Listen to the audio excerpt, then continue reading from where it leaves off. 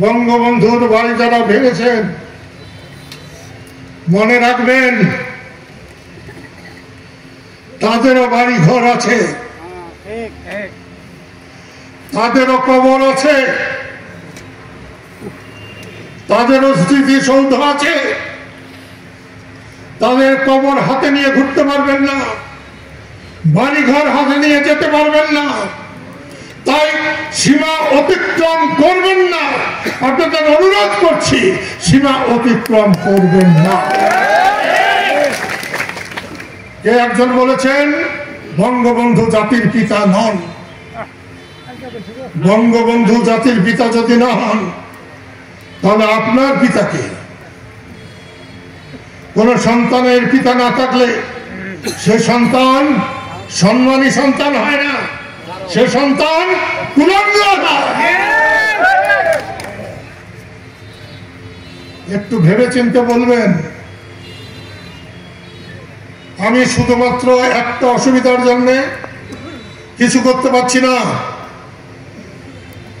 যারা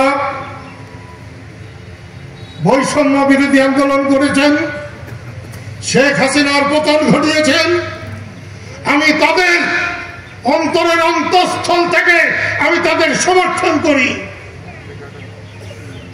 কারণ শেখ হাসিনার পতন আল্লাহর তরফ থেকে হয়েছে, অন্যায়ের জন্য হয়েছে। আপনাদের বিরোধে শেখ হাসিনার পতন হয় নাই, জনগণ রাস্তায় নেমেছিল বলে শেখ হাসিনার পতন হয়েছে। কিন্তু শেখ হাসিনার বিরুদ্ধে আপনারা যদি অন্যায় করতে যান, আমি কাদের সিদ্দিকী বেঁচে থাকতে তার বিরুদ্ধেও দাঁড়াবো। আইনানুগ তার বিচার করুন, তাকে শাস্তি দিন, মাথা পেতে নেব। আর শেখ মুজিব আর শেখ হাসিনাকে এক করে দেখবেন না। মুক্তিযুদ্ধ বাংলাদেশ আর শেখ হাসিনাকে এক করে দেখবেন না। যতদিন বাংলাদেশ থাকবে ততদিন জয় বাংলা থাকবে, ততদিন বঙ্গবন্ধু থাকবে, বঙ্গবন্ধু বাংলাদেশের পিতা থাকবে। শহীদ স্মৃতি উদ্যানে জয় বাংলা স্লোগান দেওয়ার কারণে